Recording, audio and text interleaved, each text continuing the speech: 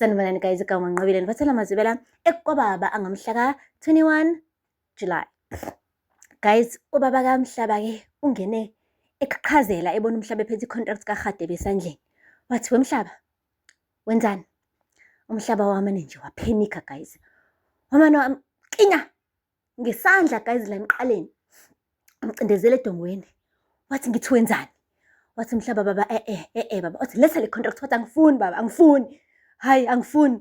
Kumele senze into elungile." Wathi, "Wemhlaba, ngesikhathi untshontsha lapha enkampanini, ubulungiswa babulaphi? Usufuna ukwenza ubulungiswa manje?" Waqhamuka umama wekhaya guys, wakhuza.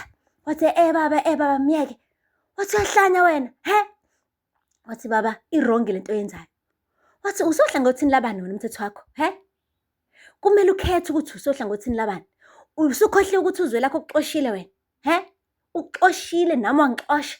Wathi, "Buyisa le contract." Wayisihlwi esandleni sakhe guys. Waqede wancapha kakhulu. Waqede lapho wasuka wahamba nayo. Uma wakhe-ke wambuza uMhlaba ukuthi, "Ngempela ungenelwe yini wena? Wenzani vele wena?"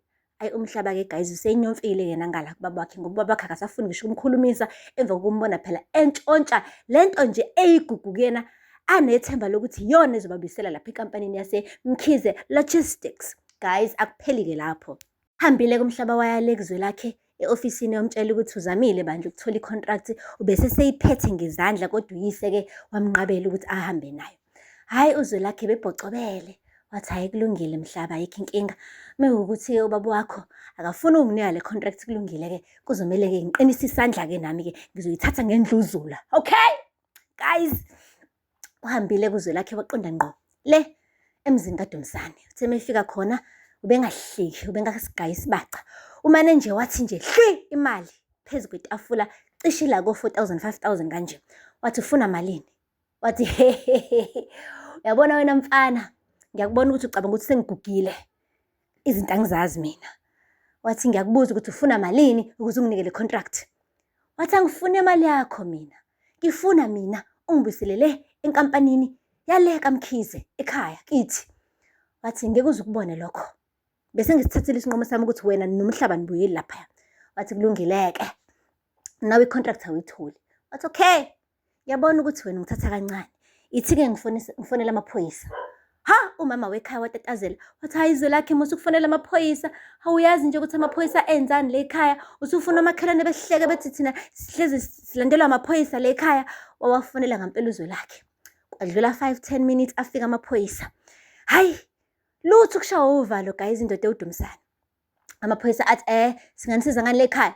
Wathi, "Hayi, ubaba lo unento ayiphethe la endlini ayintshontshile. Ngicela-ke ningisize." Wathi, "Ufuna senze njani? Simbophe?" Wathi, ningambophi. Ngifuna nje nipequlule yonke indawo la ekhaya. Nibheke nize niyithole ngoba ngihambi la ekhaya ingekho esandleni sami." Oh, uZwelakhe bakithi. Umane wasukuma uDumsane. Wathi, "Nizopequlula la emzini wami?" Athi amaphoyisa, "Hhayi, kona ngesikwazi ngoba phela sinayo i-warrant. Yabo kube sinayo i-search warrant besizokwazi kodwa-ke ngiyaxolisa ngesikwazi ukuthi sithinte umuzi wakhe singayiphethe i-search warrant." Eyi, wahleka uDumsane wathi, "Hehehe, umnyango uvulekile-ke seningaphuma." Hhayi uZwelakhe wamane wahlanya ngekhanda, wavevezela intukuthelo. Wathi, "Nawe kumele uphume kubalandele." Wathi uZwelakhe, "Yabona, ngifuna ukukutshela webhuti kababa ukuthi ayikapheli le. Uyangizwa ngithini kuwena?" Wathi, "Umnyango uvulekile ndodana, phuma." Yo! Guys, waphuma uZwelakhe. Kuntazi ijakhethi intukuthelo. Uthe mefika lapha e-ofisini, hleli phansi edangabele, kwangqongqoza uBahumi. uBahumi-ke beza ney'ndaba ezingemnandi ngoba phela uyena ophethe amafayela ey'mali zalapha ebhizinisini lakaMkhize Logistics. Uthe, "Eyi Zwelakhe, ngimaswabi, nginey'ndaba ezingemnandi. Bathena laphayana-ke ka-insurance usuku la namhlanje usuku lokugcina badinga i-contract okanye bayivala yonke le file ye-claim." Eyi uZwelakhe wathi, "Shuthi ngempela ugcwaba uwinile futhi madoda." Wathi uBahumi, "Kubonakala kanjalo. Ukube nje sinayo noma ikhophi ye-contract." Wathi uZwelakhe, "Ayi man, uyazi kudingakala i-contract entsha la. Yazi ngingayidrafta namhlanje, ayisayine namhlanje ngoba usakhona phela uRadebe ebese ngiyayifotokhopha ngibanikeza ikhophi." amane athi uBahumi angeke ifraud phela leyo.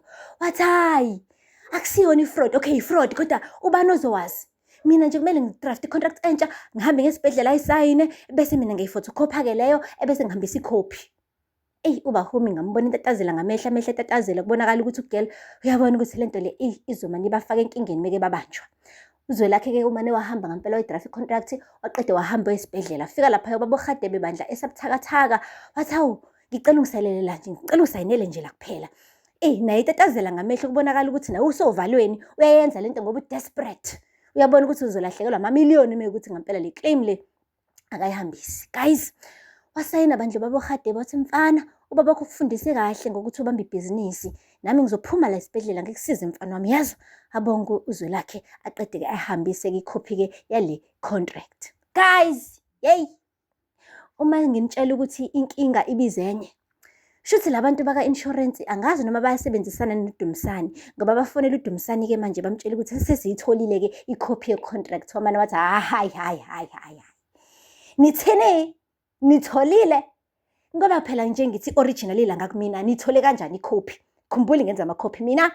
Bathi njengoba ngisho-ke useyilethile uZwelakhe ikhophi wathi hayi ngizonisendela i-original ifraud-ke leyo. Ngifuna nje nithathe le original niyibukisise ukuthi iyafana naleyo. Yabona-ke le ngiyiphethe mina i-original hayi umfana wenze fraud. Hayi bo guys uDumisani hey uyamcindezela umfana omncane uyamnyathela wenza sure ukuthi akavuki phansi. Uthi sabathe uvusa ikhanda uZwelakhe alicindezela athi sathi bethe walivusa ikhanda uZwelakhe alicindezela. Guys umndeni hayi cha bandla ngiyawubonga kwesinye isikhathi umndeni uyacikelana phansi. Akupheli-ke lapho. Hambile kuZwelakhe wayothatha ama-drinks ambalwa noBahumi phela usebone ngathi usephunyukile ogibeni. Kanti uzothi sathi nje ushayelwa umoya nomuntu wakhe uqhamuke imbangi yakhe phela enguMandla. uMandla kufike nekenge yakhe wathi mebona uBahumi-ke benoZwelakhe wazenza nje into ekhukhumalayo. uZwelakhe wababona wathi uBahumi hlala phansi Zwelakhe asikho isidingo sokuthi ungene le ndaba le. Hayi uZwelakhe ngenkani yakhe waya khona wathi nifunani la nina? Wathi uMandla hey wena manuka intuthu uyaphla kuthini? Wathi yabona kugade leyo ntuthu ingakukhinci mfana wami. Cela nihambe la ziningi kabi indawo engahamba nophuza kuzona nifunani la?